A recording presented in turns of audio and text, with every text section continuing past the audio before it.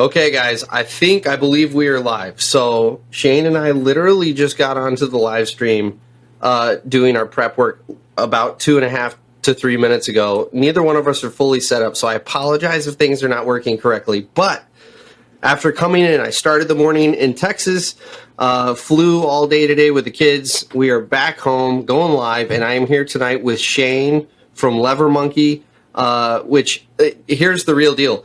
I haven't even had time to really have a proper conversation with Shane, so I'm going to legitimately ask you, Shane, how long have you been in the industry and how long have you been doing underground work, and kind of give a little background on yourself?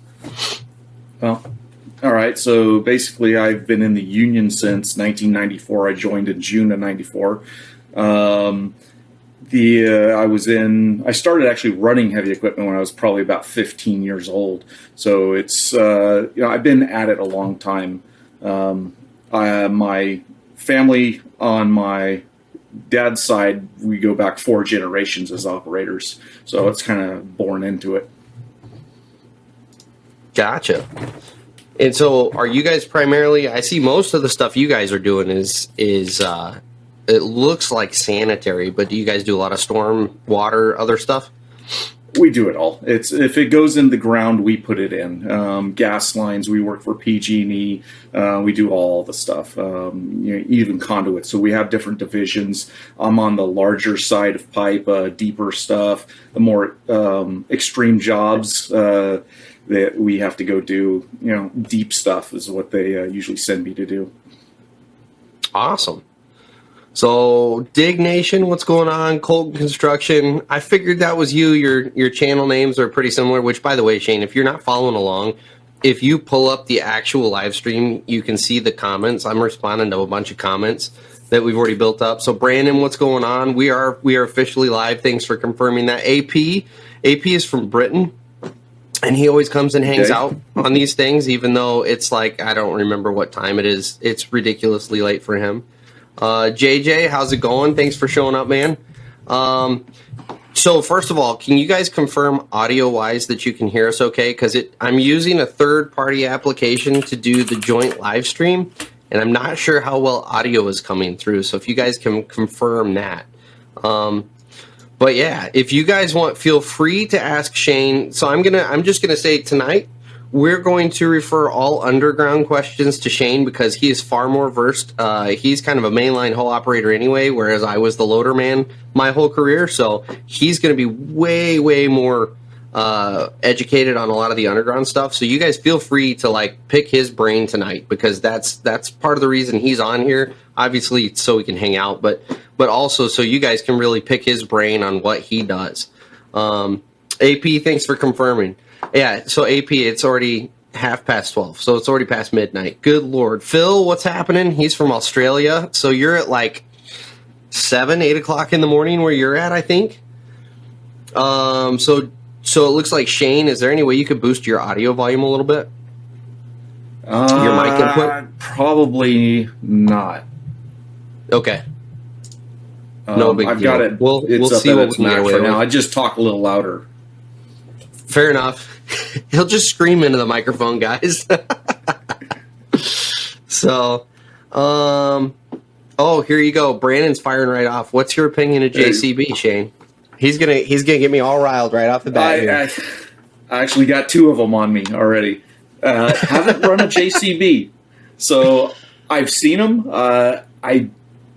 I really don't have much of an opinion on them. Most everything I have is on the larger John Deere cats. Komatsus and stuff like that. And then I see you in the Kobelcos, which that's a legit question that I have for you. Your comment the other day is you weren't the biggest fan of the Kobelco. Just out of curiosity, what are your thoughts on Kobelco overall? All right, so the Kobelcos that I have the experience on are on the old 480s and the old 300, 400 series.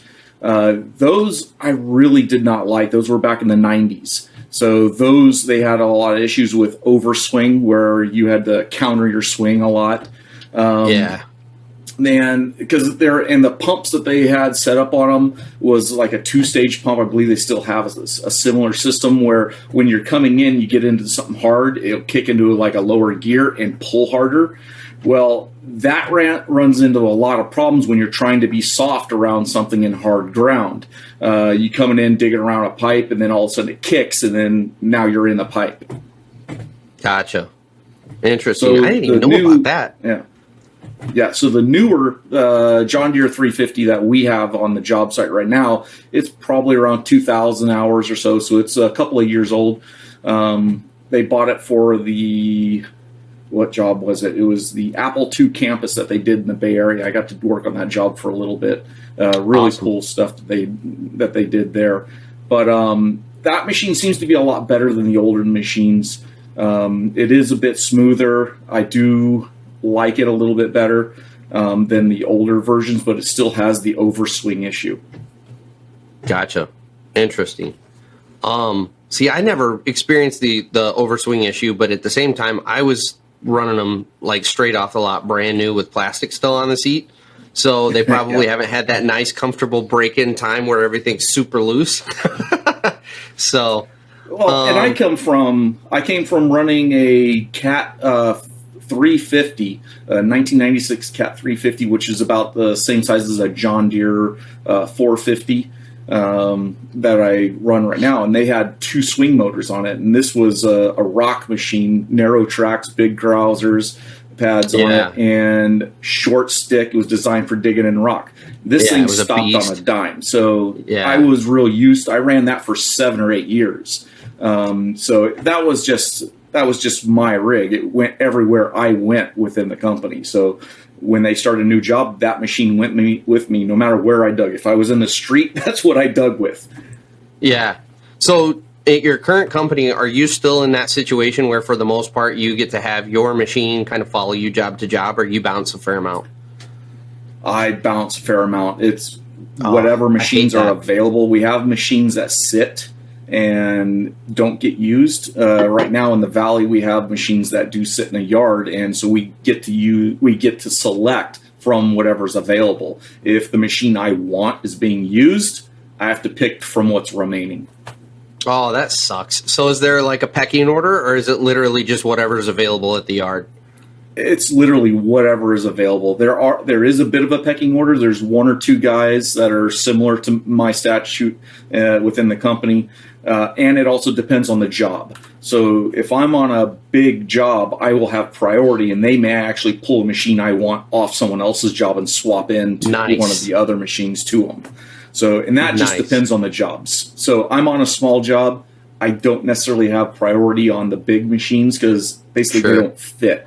If you watch the video that I put out yesterday, you'll see that I'm on a little 225D that's zero swing. The stick goes straight up and down on it. Yeah. So I'm digging around electrical between houses, services going to the houses that are 1 inch, 2 inch lines that we cannot break.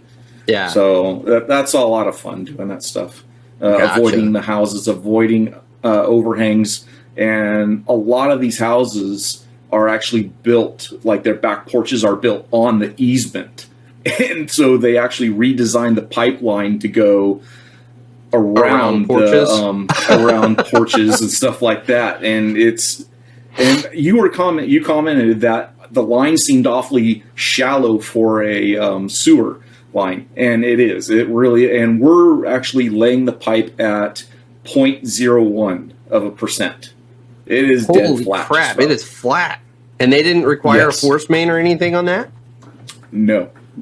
And it's all joke. Yeah, it's 20. We're upgrading from a 16 to a 27 inch, and it's a custom pipe because they don't make 27. We had to order a 27 inch pipe. Wow. So for those of you in the chat who aren't familiar with the term I just used, a force main. So first of all, if you haven't, let's back up. I'm sorry. I'm so scatterbrained from starting this thing super late and kind of on the fly, but go follow Shane's channel. Shane, not Chain. If you want to throw a link in the comments there for everybody, his channel is Lever Monkey, and he does kind of like my vlog channel. He's got the over-the-shoulder camera going, but he does underground. He focuses all on underground, so it's a really educational channel if you're wanting to get into underground or if you've ever been curious about it. because he does the same thing I do. He kind of talks about what he's doing. He walks you through what he's doing. I really like watching Shane's videos because he educates instead of just making you guess at what he's got going on. So that's what he does. Is his last video he's talking about, they are working in residential backyards, but they're running a sanitary sewer line. And to go to where I was just going with this whole statement, if you heard me use the term force main, what a force main is sewage can't always just gravity feed downhill. Eventually what happens is you either get too deep or you run into rock or some other obstruction where you have to go uphill or you have to go dead flat. Most of the time when even you approach dead flat, they require you to go to a force main, which means that your sanitary will run into a pump station, basically. It's just a giant concrete vault with a pump with a big trash pump in it, or a couple, because they always have backups. And you've got those trash pumps that pressurize the sanitary waste, and they generally are grinder pumps. So they're taking the solids, the liquids, all of it, and then they pressurize it and run it either flat or uphill over a distance. That's what a forced main is. And for him to say they're going at 0.1% and not required to have a forced main in there really surprises me, but that's kind of one of the interesting things to me about this industry is just the differences in techniques and regulations and what's required, what and where. So give me just a second, Shane. I'm going to catch up on the comments here because we're getting way behind. But Ryan, we're going to come back to talking. I know it's hard to keep up on these. So Ryan, we will get an opinion on backhoes here in just a minute. Because I'm going to ask Shane, and I know that's going to take a minute. Let me catch up, and I'll ask him. So Colton's wire Cabelco blue in Europe and yellow here. I have no idea, honestly. I think honestly they started blue over in Europe and Japan, and then when they came to the American market, they kind of wanted to stay in line with general industry practices, so they just picked their own version of yellow, but I don't know the true story on that one. Ryan, so Shane is breaking up occasionally. So the reason you'll see that, and it's going to happen periodically tonight, is because I'm using a third-party service that's taking our two streams and merging them, and then it is shooting that over to YouTube where it is live streaming to you guys. So you will have some, that's just part of doing this the way that we are without having each other in person. You're going to have some glitches here and there, but, let me know if we have major issues, but that's going to be normal. Let's see here. Audio lag. Yeah, unfortunately, that's going to be another part of the stream to a stream type of deal is we may have some audio lag there. It is what it is. I'm sorry, guys. Look, you can't be picky and have it all. Damn it. All right? This is a heavy equipment channel. We're not a tech geek channel. So, let's see here. Oh, I lost my spot. Where are we? Getting a little lag. North Carolina. Shane, does your company have TLBs? So do you guys use backhoes, Shane? And if so, I don't know if you watch enough streams to realize that I am not a personal fan of backhoes, and so we really rag on backhoes, especially because Frank from Diggin' OK, he comes on here occasionally and he talks a bunch of shit back. So we go back and forth about everybody hating on backhoes, and he loves backhoes. So what is your opinion on backhoes? Well, backhoes have their place, but not in the majority of cases anymore. What we do requires us to have smaller machines that backhoes can't go into. You get advantages with the minis, like the articulating boom, being able to swing and dig on your track line, whereas you can't really do that with a backhoe because of the outriggers. Unless you're putting an outrigger on the wall of a building or something like that. So they have their place, but I really don't use them anymore. Pretty much my exact opinion. There's a certain job, there's a certain contractor that the backhoe works great for, and for everybody else, it's not nearly as productive as other machines. You can't get as much done with it. So, let's see here. Nick, what's happening? So Nick Santa Maria is from Canada, which is hard to believe with Santa Maria being his last name, but he's Canadian. And he loves the girliest drink ever. Have you heard of Pink Whitney, Shane? No. So it looks like you're drinking a neon highlighter. It's literally that like bright of a shade of pink, and it's flavored like pink lemonade. And one of my first live streams, he talked me into trying it on the live stream. And so I made fun of it like it came with a purse. I brought my wife's purse down here because it was also pink, and told him I got it for free with the purchase of my Pink Whitney. So ever since then, we give Nick shit about his drink choices. So you already answered Colton's question about how many pieces of equipment you got. Let's see here. Nick, watched your video last night, Shane. 225 looked tight. Yeah, and you responded to him. See, you're keeping up on the comments better than I am. Let's see here. You're busy. I know. It's hard to run this thing and keep up with chatting and everything. Curtis Gaming, what's happening, man? I watched Go ahead, some other streaming. I watched some other streaming guys from like Tundra Tactical and how they do things, which may talk to you about a little bit later on changing maybe the format here. But anyways, they have usually one guy that follows the chat, one guy that's taking care of some other background stuff, and so they usually have 3 or 4 guys going on their stream. This is a one-man show. I'm flying solo on this baby because I can't afford to pay people because I'm poor. I make my living off of YouTube and making videos. Luckily, I don't have to do that. There you the go. money on the YouTube thing is just a little bit extra. I actually just got my first payment from the YouTube thing from AdSense. So I just ordered a new GoPro, a stand for it, and a carry bag. So I'm moving forward. Yeah, moving up in the world. That's awesome. Now we get are you going to do the dual cam? What's your plan with the second GoPro? Or is that giving you the outside view? I'm looking at probably giving a bucket cam. Nice. Possibly. That'll be fun. Yeah. So there's a few little options. I may do one camera up, one camera on me. It's just I just try to get more of what's going on outside more so than what's inside. Yeah, that's awesome. Curtis Gaming, thanks for showing up again, man. Curtis is a regular. Just got all his equipment moved around. What opinion? Yeah, Nick, what opinion do you need on a backhoe? Let's see here. So Curtis, are you actively working? I guess, what time is it out your way? It's still, 4:45? So it's not even quitting time, I guess, out there on the West Coast. JJ Minis versus backhoes. Yeah, JJ, there's no competition. When it comes to minis and backhoes, minis will, in the right conditions, minis will outdig a backhoe all day long. And it doesn't have to be a big mini either. You can do like a little, I don't know, you could probably get into a 5-ton machine and easily keep up with a backhoe. And probably outdig the backhoe because of how far you can throw the material, how quick you can spin around to throw the material. You can throw it, behind you if you need to. You can't do that in a backhoe. There's all sorts of advantages. Not having to dink around with outriggers and moving yourself or re-leveling with the outriggers every time.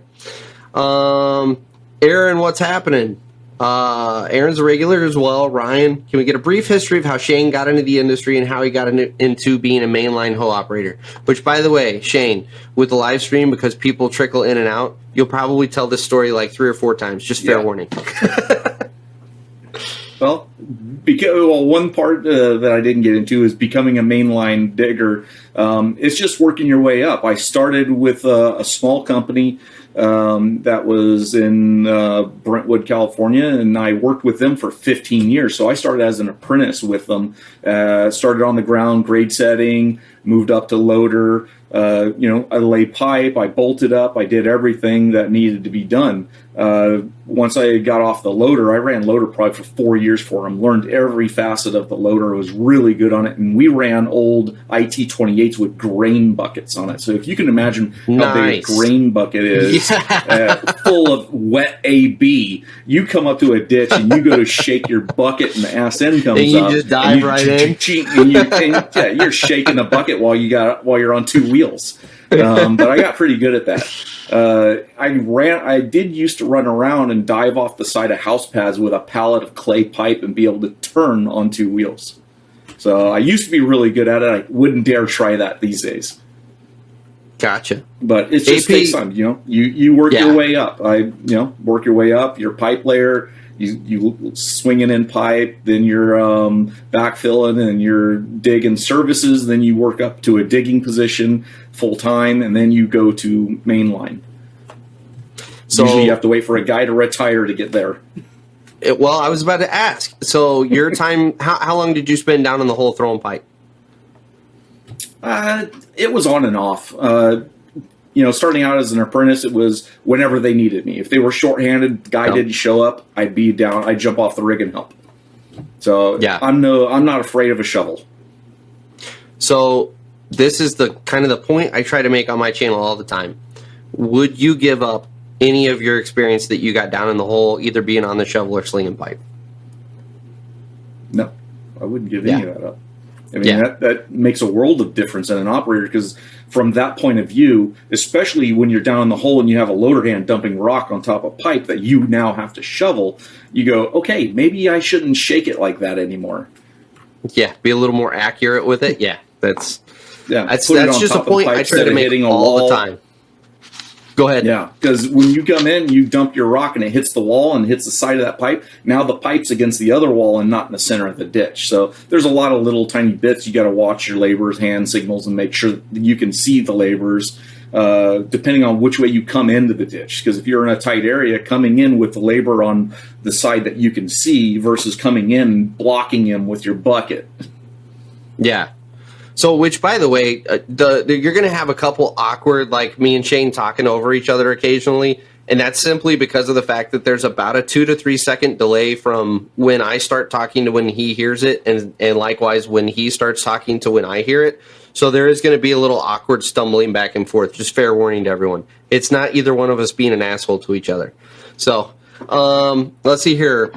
God Family Country, thanks for hanging out. South Florida. Let's see. Let me scroll down here. AP had to take off. Sorry to see him go, but at the same time, I totally get it. He wakes up at 5, and every week he does this to himself. He gets on, and it's like 12:30 his time, and he comes and hangs out for a while. I appreciate it. Okay, I would never show that sort of dedication to someone. So, Shane, does your company have any machines that the bucket isn't loose? I've had the same question, believe it or not. You guys have some gnarly equipment. Yeah, I'm used to it. I'm used to running old raggedy stuff. So the way our company works is in the Bay Area, they get all the bright and shiny. In the Valley, we get the leftovers. We're the redheaded stepchilds of the industry. Well, I'd imagine part of it, too, is you guys have a shitload of rock out your way, and that's something that we up here in the north don't really have to deal with. Texas was the same way. I started operating down in Texas, and it was hard to find a tight hoe down there. They were always all sloppy, and it was just you're digging through rock all day. It's killer on the pins and bushings. It's killer on the machine. Thank you. My wife just brought in a drink. So the other issue is that not only is that the issue, but we also have the issue with these machines are not just mainline machines. The machines I run are also backfill machines, so they're running wheels, you got the whole pack on there and everything. Cleanup buckets. So you've got third string guys that are out there banging buckets around, slapping each other around and not being nice to the machine. Even with sloppy machines, I can be fairly smooth, get the weight transfer so the bucket doesn't just slam. So the bucket will actually kind of swing over and then bring it into the hole. Can't do it every time, but I try my best to, keep that under control. Yeah.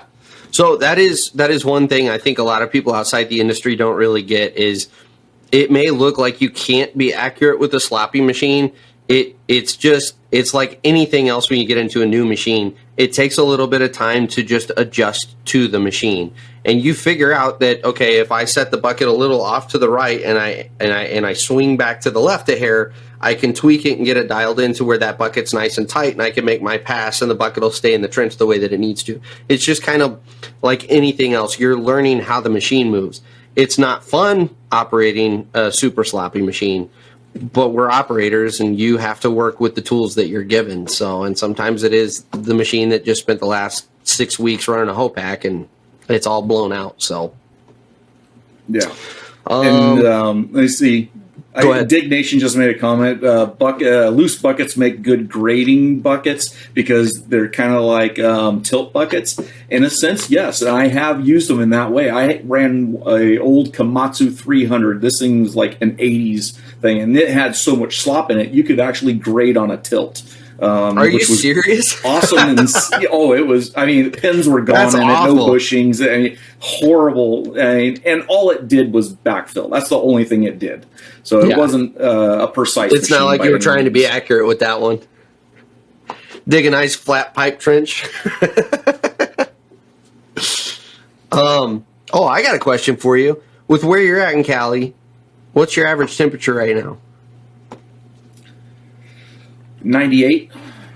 Yeah. We push into the hundreds on the regular right now. We're in a drought. Yeah. Obviously, half of California's on fire, so we just had a fire just start on the other side of the hill of our job. Got to watch all the smoke start up. We were right underneath the path of all the airplanes dropping their fire retardant and stuff. So got to see all that.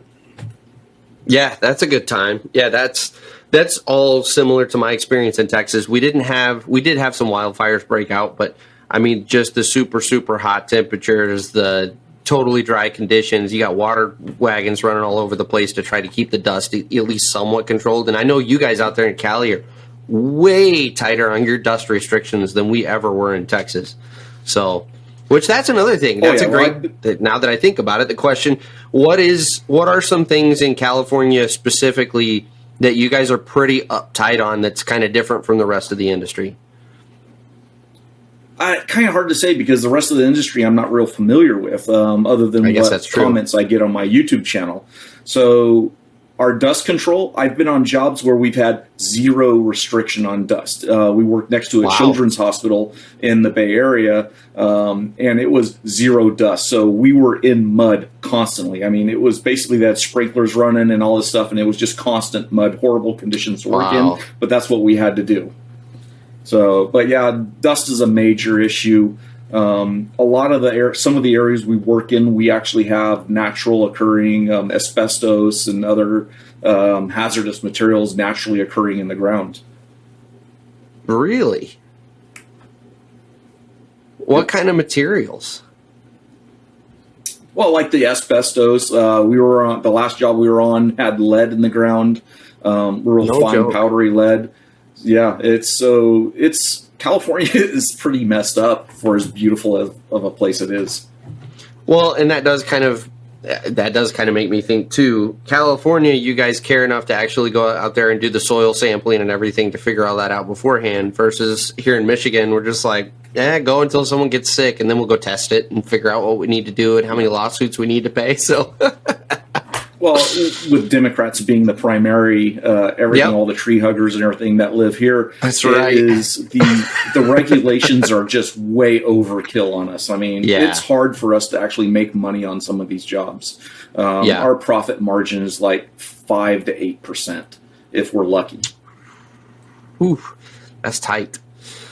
Let me get caught back up here. So Nick is up there in Canada, like I said. He does need, I've been on Nick for a while now to get some freaking GoPros in his cab and get us some snow plowing videos. So yes, do that, Nick, please. Jamie used to be on the pipe crew, couldn't stand it. What were you running out of curiosity, Jamie, and why didn't you like it? Because I personally, I love doing underground work. I thought it was a blast. You get to see a lot of different things. You were generally in pretty technical situations. It's not like you're in just a giant open field, which, again, personally, I like technical digs. It challenges me. It keeps it interesting instead of it just being a humdrum, boring day. So let us know what you didn't like about it. What do you feel that way, Shane? You've got to at least enjoy it somewhat, especially being a mainline digger. Like, your whole experience is nothing but technical digs. Yeah, I think my favorite today, I've had a couple of really fun ones, but the one that I've got on my page as the intro video was the 54-foot deep lift station that I did in Elk Grove about 3 years ago. We had a John Deere 870G. We had SciTech come out. They put a GPS system on the machine. So I had that GPS layout of a CAD drawing, basically, of the job. and I just dug based off that. It was cool because I had a profile picture of the job model, and then I had a picture profile of the bucket, and it moved with the machine. So all I had to do was just put the bucket on that profile and just dig, and it came out beautiful. No joke. It's one of my favorite That's jobs. awesome. Yeah. So here's a question I have for you. Excuse me. I'm sorry. Since coming back from Texas, my allergies are driving me nuts. So you're just going to have to bear with me, clearing my throat all the time. But when it comes to benching out your way, you guys have super dry conditions, super rocky conditions. Do you have engineers telling you what you need to bench at and what the profile of the dig needs to look like? Or is that something that you as an operator are doing on the fly generally? No, it's all directed. It's predetermined. We do get engineered letters because a lot of people complain, especially back east, that, hey, your ditches are way too narrow. And they're right. The ditches are narrower than what the OSHA regulations say. But we get what's called an engineered letter for a 3/4 to 1 in certain materials. Because out here, our materials are very stiff and very tight. We're at like a B+ to an A a lot of the time. There are other materials where we're in a B type material, but we're still allowed to go to a 3/4 to 1 with that engineering letter. So that's another good question. Would you mind walking everybody through kind of a rough outline of different material types and what the grading system is? Because that's something I haven't talked about yet on my channel. That is something I'm going to make a video on. So okay, I've got the Cal OSHA book, and I've got to scan in all the pages of it because Cal OSHA is a little different than OSHA for the rest of the country. We have a little bit different stuff, but I think the majority of it is the same. We do have a couple of different benching methods, like a 4-foot vertical, then a 4-foot wide, and then 1-1-1-1. Benches. But for us, the quicker way to dig, because we use trap buckets or trapezoid, V buckets as I call them, and it's just a V bucket, just a straight wall down to a 2-foot to 4-foot vertical is what we're allowed. Gotcha.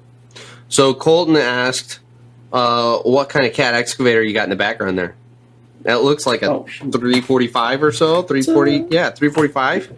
Might be a 365. Ah, okay. Yeah, 365. Gotcha. I know it's definitely one of the old series because it doesn't have the fat ass on the back of it with all the emissions shit in. Yeah, I know. We've got another company that works around us. They just bought like 15 390s. And Holy crap. They're just what are a they company doing? that, yeah. They basically bought every job in the valley that has to do with housing, underbid everybody. And so they're just running their guys 12 hours a day. They run their guys into the ground, and they've, mid-year last year, they already had 50 claims against them with the union. So, I mean, they just run their guys ragged. Sometimes they don't pay them. Sometimes they're skipping out on paying their vacation pays, things like that. They'll even bail on the leases for the equipment and wait until they come pick up the equipment at the end of the year. Wow. But they make money. I mean, they make money doing it. But the company, as long as they can stay in business. John Deere refuses to lease them equipment. Yeah. Correct. Yeah, as long as they can stay in business and put money in their pockets and buy the boats and whatever else. Yeah. So I just saw a question. Let me. Where did I find it? So how do you make loose buckets tight again? Our excavator is the same thing. So that's from Colton again.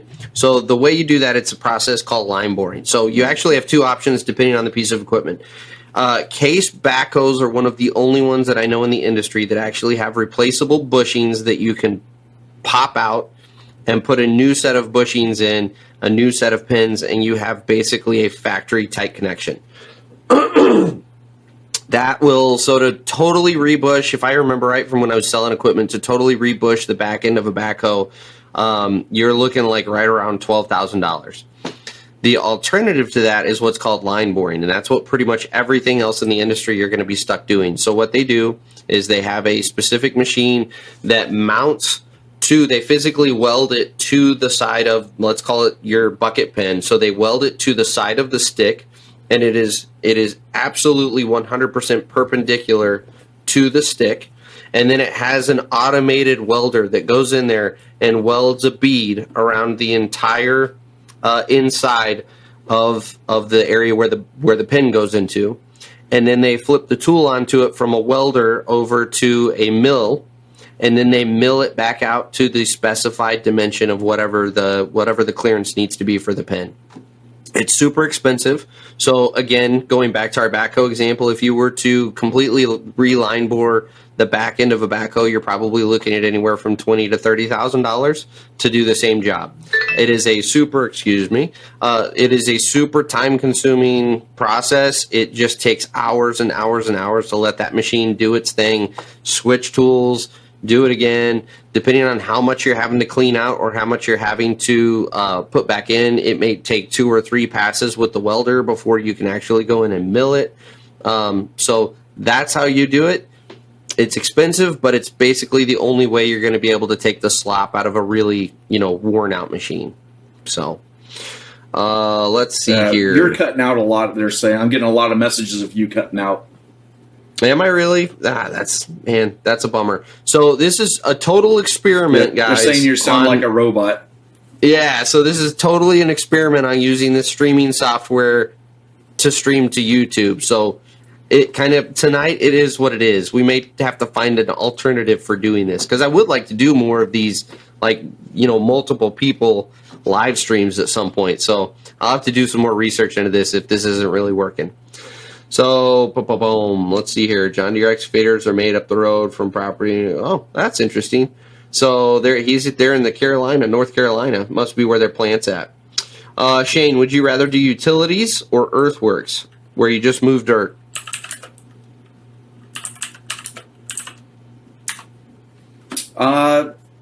Actually, I like digging. I had the option of going either way last time early on. When I was an apprentice, the apprenticeship coordinator asked me, what do you want to do? And I told them I wanted to do underground, so that's where they left me. But I do have quite a bit of experience in dirt moving. I work with a few different companies doing that.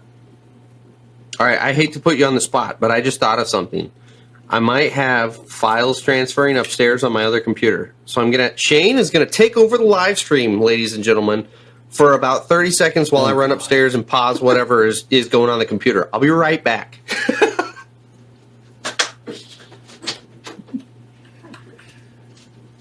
All right, guys. We'll see what I can do for you here. I know it's going to be hard to kind of enjoy this with it cutting out so much. He's going up to check to see if there's anything he can do upstairs. He thinks he's got files transferring. It's killing his connection. So, hello, William. Welcome to the stream.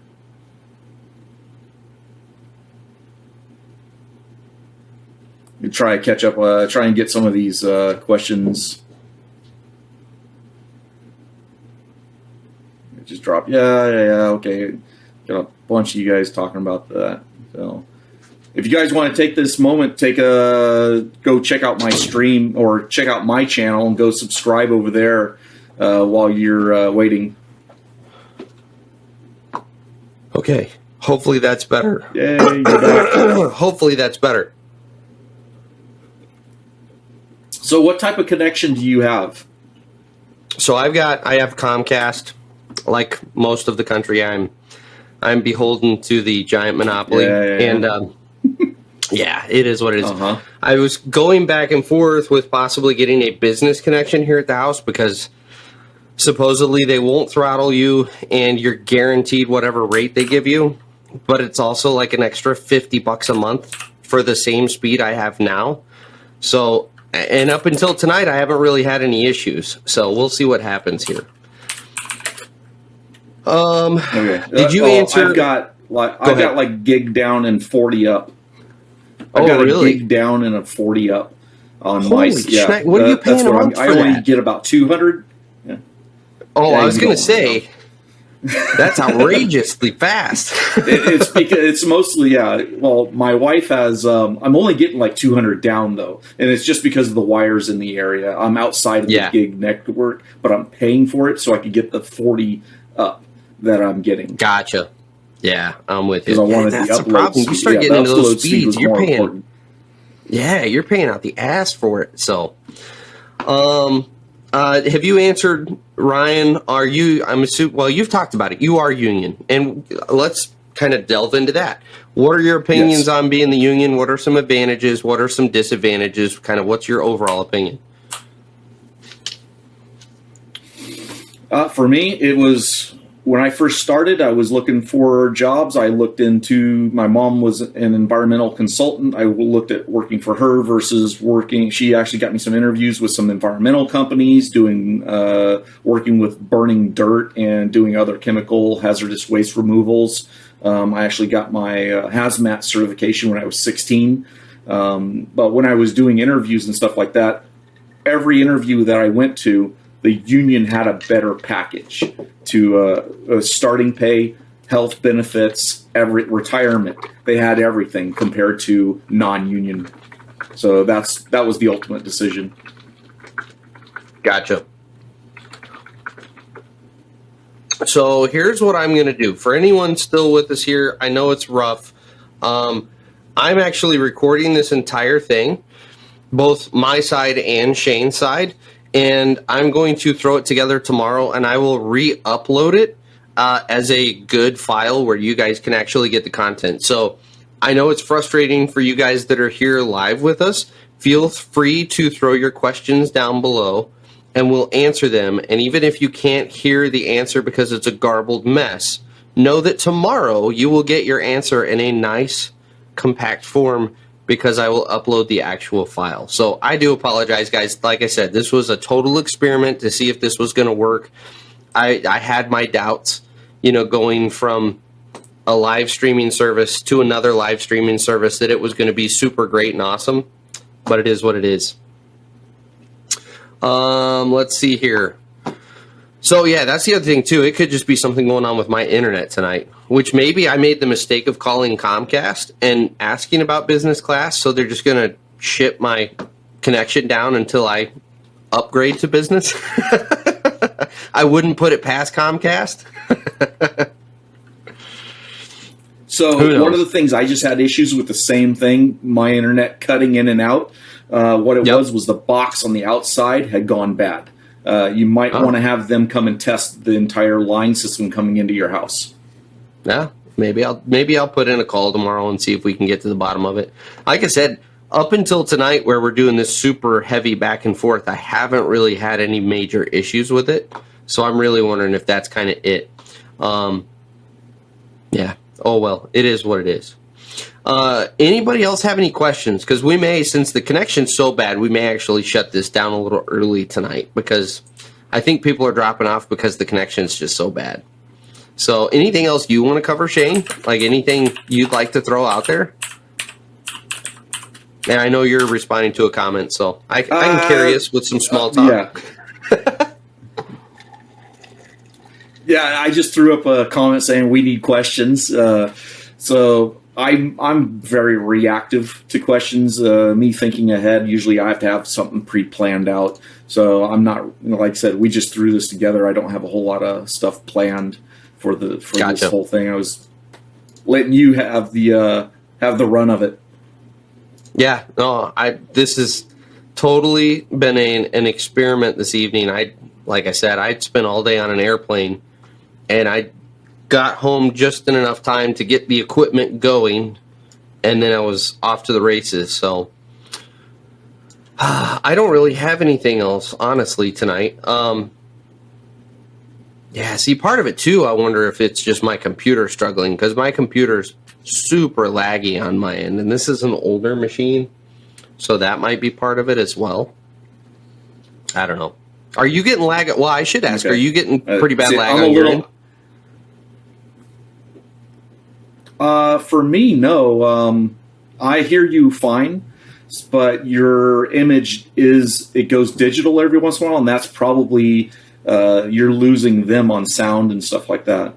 I think that's the big thing, is they're losing you. I'm watching the stream on the other side here, and it's pretty jittery. But over here on the stream side, yep. with you and me on it, I'm seeing us pretty clear. Yeah, we're pretty clear. Huh, that's interesting. Yeah, I'm going to have to troubleshoot this, because in theory, my internet connection shouldn't make a difference to what's going on to YouTube, because it should be going through this streaming services or their servers, and then bouncing with their connection over to YouTube. So in theory, I don't know. So here's a good question. JJ asked, is 24 years old too late to get into the industry? I'll let you take that one. It's never too late to get into the industry. It's never too late. I mean, for operators, if you can manage to take care of your body well enough and not destroy your back, like in your video of how to set your seat up properly and not be ramming your head into the ceiling or cramming your ass into the ground, you can actually have a very long career. They have guys that I've seen running into their 70s. I 100% agree with that. It is never too old. I talked to a guy the other day that was 36 asking the same question, and absolutely not. Now, one of the disadvantages you have is you may not qualify for your pension, your full pension, I should say, because you won't have enough time overall in the industry to fully get there and fully get vested 100%. But still, that's not enough to completely steer you away from the industry. It's still a great industry. There's still a lot of money to be made. There's a lot of opportunity. Wages are going to continue to increase over time because of the lack of operators and other skilled trades. So, well, I 100% back you on that. It's not too late at all. Get into it full on. So, Ryan just asked, questions for Shane. What's some of the biggest mistakes you see people getting into the industry? And we'll start there. What are some of the biggest mistakes you see? When you walk onto a job site, make sure your head's not bigger than the door you're getting out of your car or truck or whatever. You got guys that come out, they think they know it all, and they don't have a clue what they're doing. Or they just lie about their past experience. You don't lie. You be honest.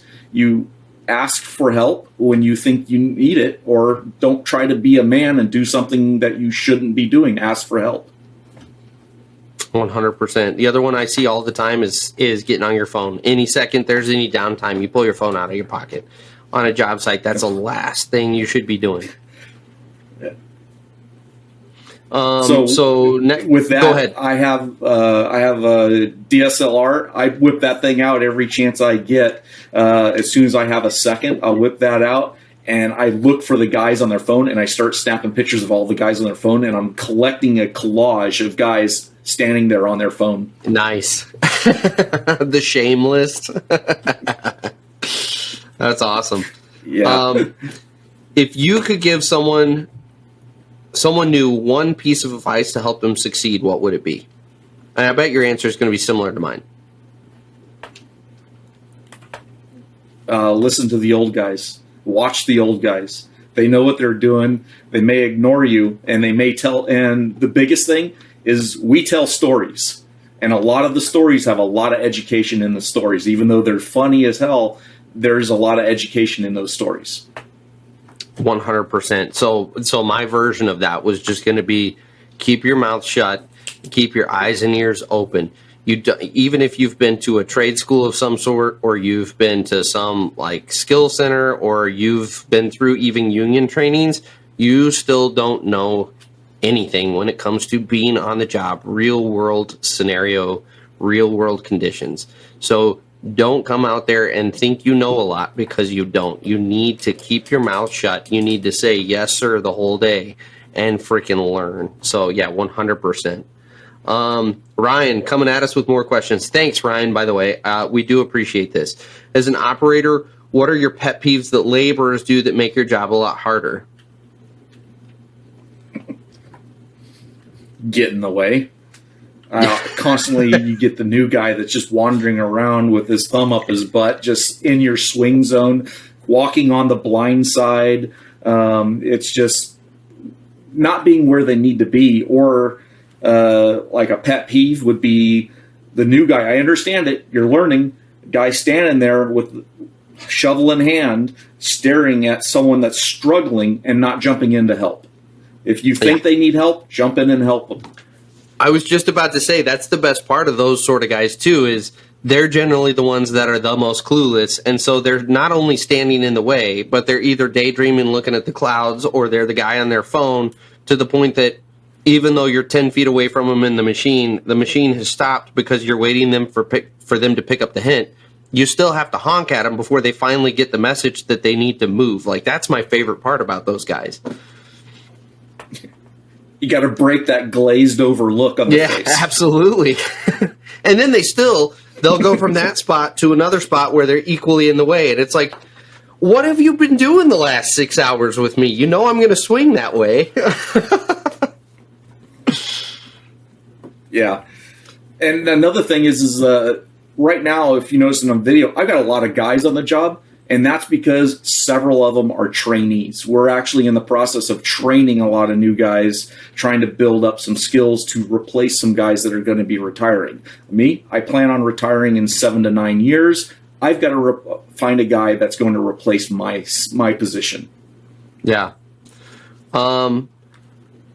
Excuse me. Let's see here. What was the second part of that? What are some things that someone can do as an operator to help out laborers? So I'm not a laborer. I haven't really spent much time, I should say, on the commercial side of things as a laborer. I did primarily residential, but on the commercial side, what are some things that you see that you do on a daily basis that you can help your laborers out? When you're bringing materials to them, like if they need something from the yard, instead of making the laborer walk across the job, if you're running a loader, just say, hey, I'll go get it for you. Run over there. You get off the machine, throw the parts into your bucket, and bring them back to them. That helps them out, saves a ton of time on the job. If you're an excavator operator, don't tease the guy by dangling the boom just a little bit out of their reach. Put it down by their chest level so they can hook up to the D-ring and do whatever they need to do quickly. Setting stuff where they need it, staying out of their way, and not leaving your bucket in their way or over their heads, which is dangerous to do. I know it happens all the time, but just got to be conscious of it. One of the other things I do is, depending on the time of day, and if it's hot, which is in California, it's hot every day. I tend to swing my boom and put a shadow over the guys, keep them as cool as possible.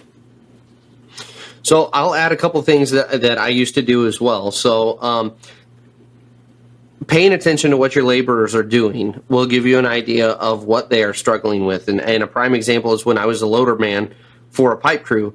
One of the things that they have to do, your top man, is he puts the gasket around the end of the pipe, and then he has also got to fit the choker around the pipe so that he can prep it for the hoe operator to come and pick it up. And if you set that pipe just flat on the ground, he's going to struggle to get that gasket on. Most of the time he has to take his shovel and dig out a little, 6-inch pass right beneath the spigot on the pipe so that he can get the gasket on. And then he's got to shovel out a little hole for his choker to go through. A really quick, easy way to make his life 10 times easier is I would take my pipe, and you always carry pipe. If you've never carried pipe before, you always carry it with your forks in the bell end of the pipe because that's the strong area. And I will say this is Michigan specific because we have a lot of loose soil up here. But when I would go to set that pipe down, what I would do is I would actually angle my forks up so that the bells are dangling close to the ground. And I would set them down and I would back drag about a foot. And all that does is build up just this really tiny mound that you can then take your pipe, level them back out, and you can set them down, and it will. And you do it where the spigot end is sitting on the mound of dirt. So now the spigot end is out of the way so that he can get his gasket on there, and he's also got a little clearance that he can just shove his choker under.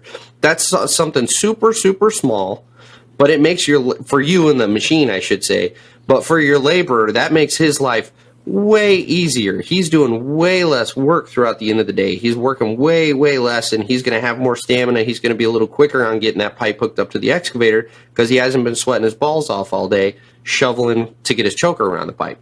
So that's a big one. The other one is, and this is probably even more important, is listen to the laborer when he's giving you hand signals. As operators, it's really difficult sometimes, especially when you're in the beginning stages of learning to work with a laborer. You get into this mindset that I already know how to dig. I don't need you to give me hand signals. But what you don't understand is the laborer is the guy that's got to shovel all your mistakes out of the way. And so if you override your laborer and you either dig too deep because you think it needs to go deeper, or you dig too shallow because you think he's going too deep, you're not the guy that has to fix that. And so one of the biggest things you can do, and similarly, like Shane talked about earlier, when you're dumping material from, like we're backfilling with stone, when the laborer says, hey, that's good, quit. I mean, the more stone you put in that hole, the more he's got to shovel out of the hole. So those are all things that you can do, and it's going to make your laborer's life significantly better. Are we still live? Because my computer's doing funky things on mine. It seems to jitter a little bit, but okay. Yeah, I think there's. Go ahead with what you were going to say. I'm sorry. It's stuttering, but I mean, so you're talking specific to storm drain and RCP pipe. Sure. With the bell rubbers and stuff like that. So yes. Yeah, a lot of that is same thing we do. We use a lot of plastic PVC pipe, stuff like that. So we do the same thing. When I dig, I clean the benches, and on the side that everybody's working, I usually leave a little mound, a ridge mound, that they can set the pipe on and do the same thing you were talking about. Throw a strap underneath it and make it easier for them to do that. But yeah, that's a lot of that is stuff that I do and I don't even think about. Yeah. And I've mentioned this a couple times too when I make my videos. It's kind of difficult to make some of these videos because so much of this stuff you just kind of do. You don't really think about it anymore because you've been doing it so long that it's like, well, why wouldn't you do this? But you forget that when you're new, you don't think about that in the beginning. And so that's kind of one of the difficult things about trying to teach this stuff.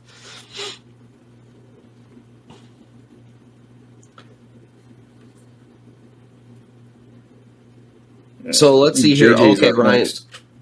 What's that? Sorry, I had some lag. What did you just say?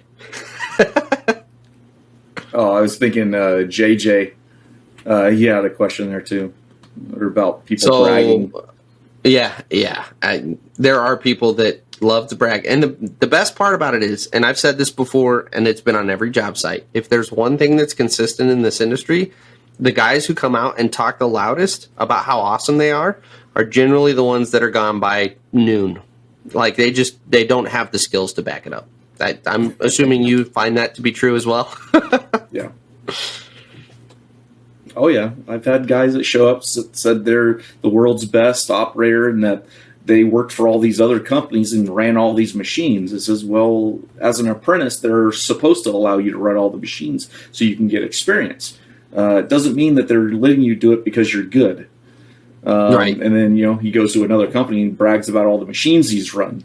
And specifically, we had one guy came out and he says all this stuff, and our company was just buying some new excavators, and he's walking around like, yeah, that new excavator, that's mine. I'm going to be running that. So we put him on an old 200 excavator, Komatsu, the old blue one, square bodies, and told him just to go over there and compact. And so he had a cleanup bucket and a wheel. That's all he had. He could not, and we laid the wheel on its side to see if he could stand it up and hook onto it. He couldn't do that. So they're like, yeah, you're not going to be able to work out here, bud.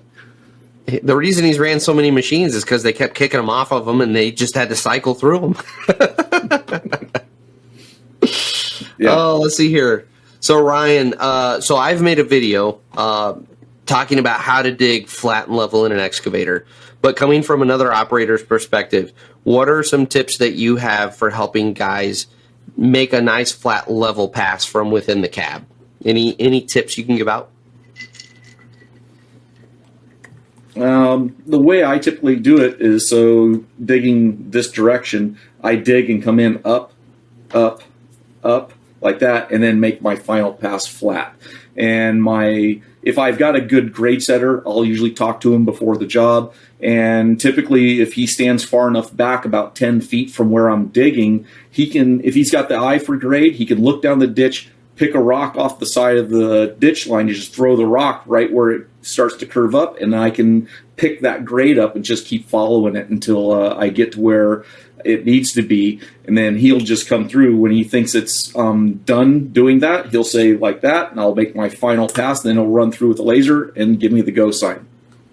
That's a great point you just brought up. I've talked about, multiple times on my channel, just different communication things that happen on the job that aren't these official communications. Like, they're not official hand signals and stuff. And you just brought one up that I used to use all the time with my labor when I dug basements, is throwing a rock. That's a pretty common way of showing where the grade is good to, is someone tossing a rock, and okay, roughly there's where the grade starts to come up and I need to take my next pass. So yeah, thank you. You just reminded me of that. That was a bit of nostalgia for me from my basement days.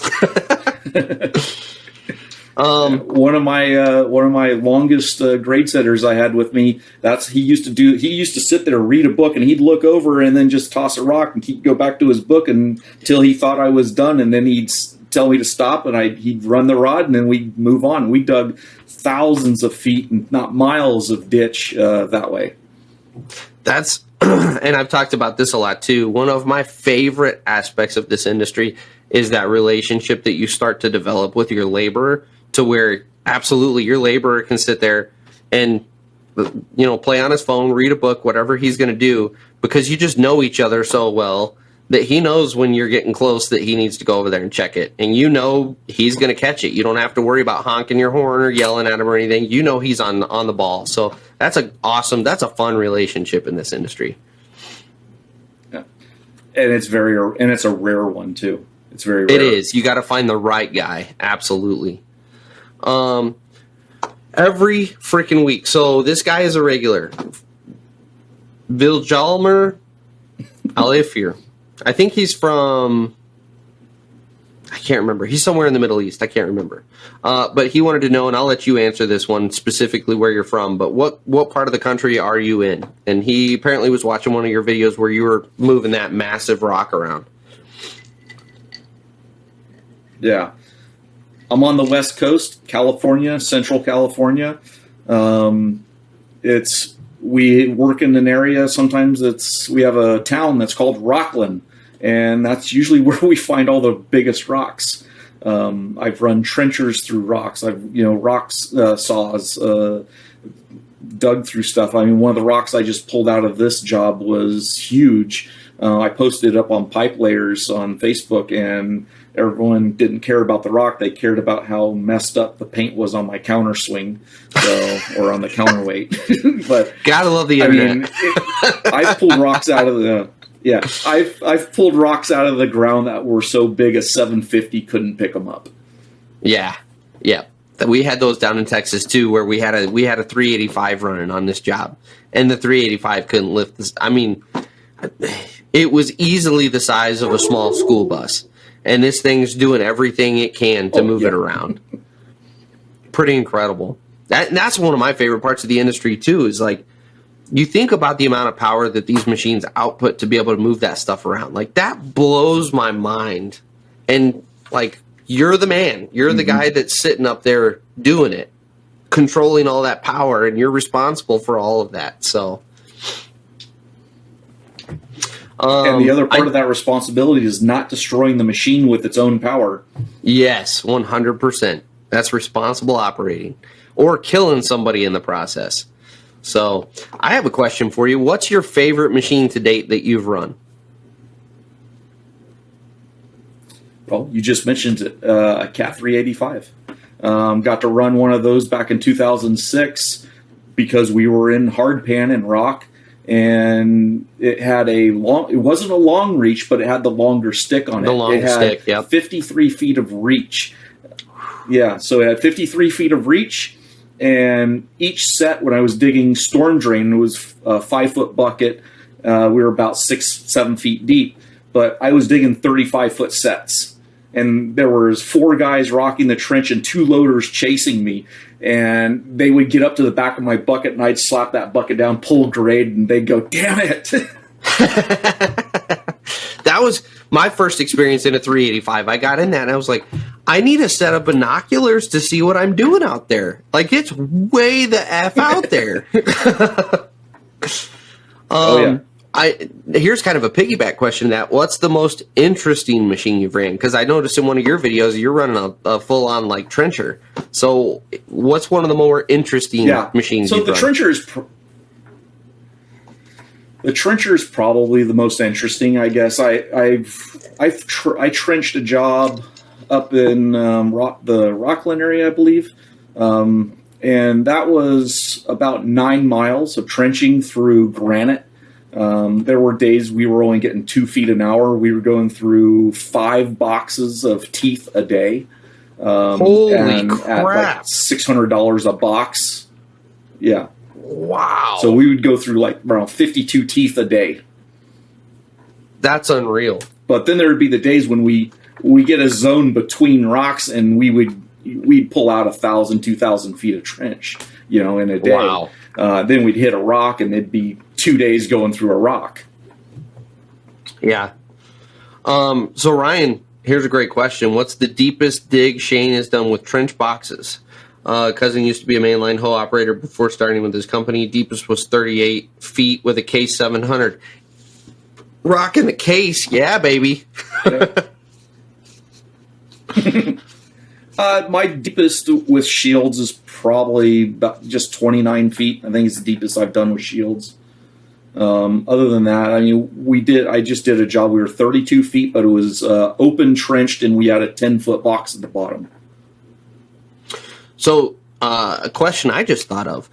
You guys use a lot of, and I don't even remember what they're called because we don't use them out here. But the shoring that's hydraulically powered, what do you call those things? Mm-hmm. They're just short. They're jacks. Shoring jacks? Shoring. Gotcha. Plywood jacks. Yeah. Just shoring jacks. We use that a lot.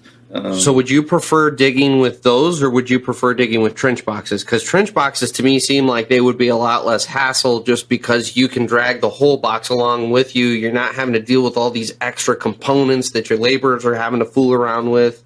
What do you prefer? What's easier in your opinion? And again, this comes down to material situations. In harder material, like if we're in a class B and we're going beyond 5 feet, we need shoring.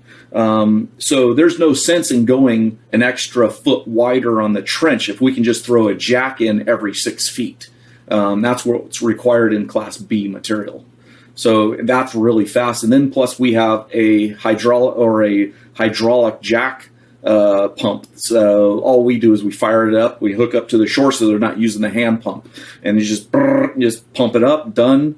I do have a video of us putting some jacks in with the hydraulic pump. Yeah, I saw that, and that looked like a relatively quick process. The only thing is, how many jacks do you guys have on a job? And I mean, because you've got to have probably 10 of them in a given space to keep it open before you start yanking them all back out again. And again, that depends. Do you have the whole road closed? How is your backfill guy right on you? Are the valves in line? If you're doing sewer PVC pipe, it's pretty simple because you can just run 5 jacks and your backfill guy is right on you. So every time they pull a jack, he's dumping backfill, and then they just pull that jack, move it forward, and then drop it in where I'm at. So if we're on a 3-foot wide ditch, they can handle those jacks by themselves, and the operators don't have to touch them. Gotcha. So again, the Vladimir, whatever I'm sorry. I botched it, and I'm sorry. Heard California came up with a deaf law, and that California now doesn't require deaf. Is that right? I can tell you right now that is totally incorrect, because if anyone's going to require deaf in the U.S., it's going to be California. Do you have to run equipment no older than 3 years old? What are your kind of emissions guidelines there in California? They do have regulations. It's incrementally. We're decommissioning. We've decommissioned all our old crew trucks, and now all the new crew trucks have the DEF in them. And they're buying. And one of the things with that Apple II campus that we did, they required the new level 4 equipment and newer. So they had to buy all new equipment for that job specifically. New foreman's trucks, new crew trucks, new equipment just to do that job. So a lot of that equipment now is 2-3 years old. So they're selling off all the old machines, and they're starting to buy new machines. Like on the job I've got now, I've got the that Komatsu 320 that I think you were talking about previously versus another cat piece of equipment. And I actually have some video of me trying to pick up a rock box and the Komatsu ass end up in the air when I tried to pick it up. Oh, is that one where you were getting ready to backfill? You were a one-man show? You had that thing standing on its toes? Yeah, that was it. Yeah, I appreciated that video. Because there's nothing better than standing on your toes, trying not to go in the hole while you're trying to wiggle a box free with the machine that's just a little too light. Ryan asked a great question. When looking at jobs, what are some of the things that you keep in mind and specifically ask about to help you start planning how you're going to attack the job before you ever put the bucket in the dirt? Well, a lot of it is where's my center line? What's in the way of my center line? Where am I going to throw my dirt? That's usually the biggest question. Do I have somewhere to put my material? Do I have to spin all the way around to throw into a truck like I'm doing on this job? What's the access for the trucks to get to me while I'm doing this? Overhead, there's just so much stuff to look at when you walk onto a job. I immediately look, okay, is it a clear path? How much overhead do I have? What's in the ground, and what's on either side of me? So the entire area that the machine can swing is a concern for me. 100%. I was just about to say, one of the first things I do when I get on one of those jobs is I'm looking at overhead lines and I'm making a mental note of, okay, I know that when I get to this point in my dig, I have to be aware of those overhead lines. Up until here, I'm safe. And I make that mental note because that's also going to make you more efficient, because if you're swinging consistently like there's overhead lines, even though those overhead lines are 50 feet behind you, you're going way, way, way too slow for no reason. So make a mental note. Okay, I can swing and I'm totally free in this area until I get to this rock back here, and then I know I have overhead obstructions. Same with your utilities.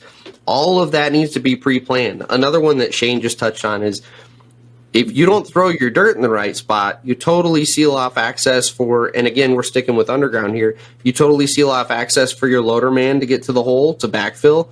You totally seal off access for your trucks to get into you to remove material. So you have to think about all of those elements before you even start digging. And that's, I've talked about this before, that's worth your time to spend 5 or 10 minutes walking the job and planning that. Get out of the cab and physically go look at the markings on the ground for your underground utilities. Because if you pop one of those, that is not a cheap bill, especially if you hit fiber, you're sunk. Fiber is like, what I've heard, fiber is like close to $1 million for a repair. So yeah, it can be. I mean, it really does depend. I worked on a job. I didn't want to be there. I was sick. I told them I didn't want to be there. The company called me in anyways. It says, we just need you to backfill 2 manholes. Well, the guy previously had parked the machine right up against the lines overhead on the blind side. I picked up the boom and swung, and there went the wires. And that was $18,000 just for him to rehook a 24 pair line for 7 houses. Wow. Let's see, where do we go from here? Shane, have you seen any of this out of this world abused equipment? The industry's hard on equipment, but then there's complete abuse. What have you seen that really qualifies as complete abuse? Flipping pipes into the cab. I've just swinging pipe into yourself. I've seen machines. So especially on some of these bigger machines. So you go back to the old 1100 Komatsus and the 1200 Komatsus. Their drive gears stick way out on the inside. Now, if you've got a bucket that's about the same width as the insides of your tracks, and you pull that bucket through the inside of your tracks, you've just pulled all your gearing out. That would be a lack of paying attention to what you're doing. Yeah. What's the biggest screw up that you've seen someone make, whether it be rolling over, just destroying something because they were lazy or incompetent? I've seen multiple rollovers. I've seen the worst one I saw was, and this was, back in '97. I was working for Ford Construction in Niles Canyon in the Bay Area. We were turning an old quarry into a recreational park. The scrapers that were being used were 637s, push pulls. They were working in tandem, and two guys went out along one of these edges cut in a new cut. The dozer had not pushed the edge off of the vertical yet. And mind you, they're probably 30 feet above the lake water that they have been draining. And they got too close, and 20 feet of the bank fell off with one scraper on it. The rear scraper got pulled off, rolled about 3 or 4 times, and I was on a hillside across from him, so I got to see this whole thing happen. And this scraper landed upside down. If you know how big a 637 scraper is, there was only about 6 inches of the tire sticking out of the water, so the machine landed upside down in the water. So did the operator make it out right?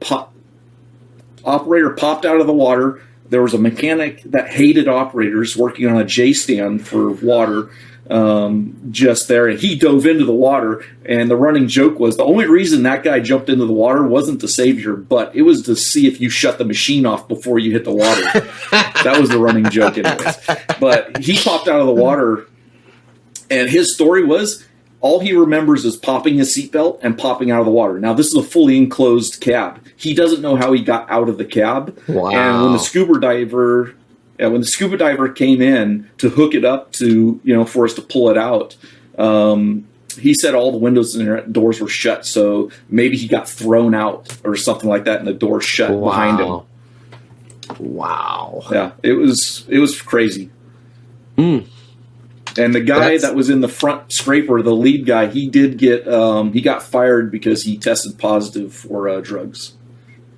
So okay, here's an interesting question. I'm gonna ruffle some feathers and rile everybody up. What are your thoughts on testing for weed? This is something I haven't talked about on my channel at all. It's something we deal with regularly here in California because we have become a pot-friendly state, and I don't do drugs myself. I hardly drink at all. I drink a couple glasses of wine a week, but yeah, it's fine. Laborers, they come in. As long as you're not stoned on the job, I don't care. You do what you do on your own time. It doesn't bother me. But as long as you can do your job and be proficient at it. But if you're coming in, your eyes are, right. I'm done with you. At that point, I'm done with you. Get off my job. Yep, 100%. You need to have your head on right to be on these jobs. Yeah. So that's another good question. It's totally unrelated to equipment, but we're going to talk about it because one of the things that I do on this channel is I have my evening drink while we sit here and chat. So what kind of wine do you like? Because you got some good ones in California. Yeah, we got more wineries than we do stores, but yeah, it's I drink just about anything. There's a few like Bogle is one of my favorite for red wines. Bogle's good. I like some Pinot Noirs. It's I lean a little more to the sweeter wines. I do drink some white Zinfandels. Sometimes the basic Beringer works just fine with some chicken. Yep. With a chicken dinner or something like that. So. It's just whatever I got in my little cooler. So I usually keep about 9 or 10 bottles of wine on hand. Nice. I can go through 1 bottle a week. Nice. You know what? Everything's slowed down. We're down to 8 viewers, and I think a lot of that has to do with the stream quality. I kind of think this is a good kind of wrap-up point if you're good with it. Yeah, well, give us some time to figure out something better for next time, or just figure out what's going on with your system there. Yeah, so let's do that. So this evening, let's kind of wrap up. For anyone still viewing, I'm going to take this. The software I'm using is actually recording our live streams, and so I will re-upload this whole live stream in a format where everyone can watch it and it's actually decent quality. So that is the nice thing about this software, is I can recover this whole live stream. But Shane, I really appreciate you being on the live stream. And at some point here, when I do some more homework and figure out what's going on, in fact, you and I may need to experiment on like a weekend evening or something where you've got some time and see if we can find something that's got a little better quality. But yeah, we'll do this again at some point in the future. So. Okay. Yeah, look forward So to anyway, it. but thanks for being on. And after we end the live stream, hang tight for just a minute because I want to talk to you. So everybody, we're wrapping it. We're calling it. You guys have a lovely evening. Have a lovely week. I will be live next weekend. We're not going to do the dual cam thing because of the tech issues that we've had tonight. But we will catch you live next week. So you guys have a great evening, and we'll catch you next week.